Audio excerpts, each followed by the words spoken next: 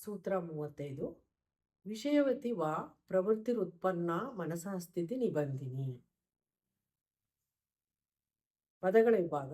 ವಿಷಯವತಿ ವಾ ಪ್ರವೃತ್ತಿ ಉತ್ಪನ್ನ ಮನಸಃ ಸ್ಥಿತಿ ನಿಬಂಧಿನಿ. ಪದಗಳ ಅರ್ಥ.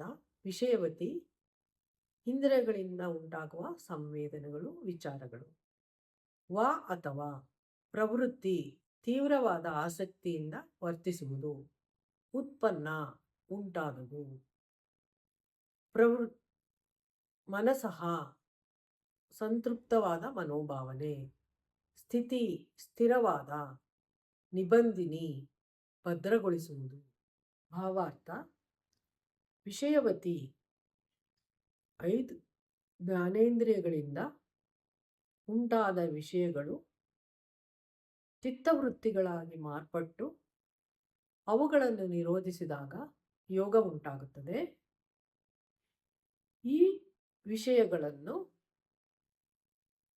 ದೈವೀಕರಣಗೊಳಿಸಿ ಪ್ರವೃತ್ತಿಯನ್ನಾಗಿ ಮಾಡಿಕೊಂಡರೆ ಅದರಲ್ಲಿ ನಿರ್ಭಾವತ್ವ ಉಂಟಾಗುತ್ತದೆ. ಆ ನಂತರ ಮನಸ್ಸು ಅದರಲ್ಲೇ ಲಯಗೊಂಡು ಅಮನಸ್ಕ ಸ್ಥಿತಿ ಎಂಬ ಸ್ಥಿರತೆಯನ್ನು ಭದ್ರಗೊಳಿಸುತ್ತದೆ. ಈ ಸೂತ್ರದ ಸ್ಥೂಲವಾದ ವಿವರಣೆಯು ಈ ರೀತಿ ಇದೆ. ಸೂತ್ರ 36. ವಿಶೋಕ ವಾ ಜ್ಯೋತಿಷ್ಮತಿ. ಪದಗಳ ವಿಭಾಗ. ವಿಶೋಕ ವಾ ಜ್ಯೋತಿಷ್ಮತಿ. ಪದಗಳ ಅರ್ಥ. ವಿಶೋಕ ಅಂದರೆ ಶೋಕವೇ ಇಲ್ಲದಂತಹ, ಶೋಕದಿಂದ ಮುಕ್ತವಾದಂತಹ. ವಾ ಅಂದರೆ ಅಥವಾ.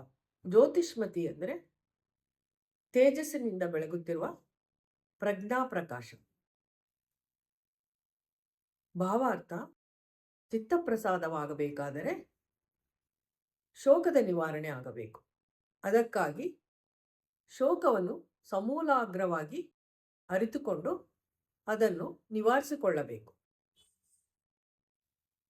ಆಸೆಯೇ ದುಃಖಕ್ಕೆ ಕಾರಣ. ಆದ್ದರಿಂದ ಆಸೆಯನ್ನು ತ್ಯಜಿಸಬೇಕಾಗುತ್ತದೆ. ಈ ರೀತಿ ಶೋಕವನ್ನು ನಿವಾರಿಸಿಕೊಂಡಾಗ ಆತ್ಮಪ್ರಜ್ಞೆಯಾಗಿ ಅಂತಃಕರಣದಲ್ಲಿ ಪ್ರಕಾಶಮಯವಾದಂತಹ ಪ್ರಜ್ಞೆ ಅಂದರೆ ಬೆಳಗಿ ಮನೋಬಲವು ಹೆಚ್ಚಾಗುತ್ತದೆ.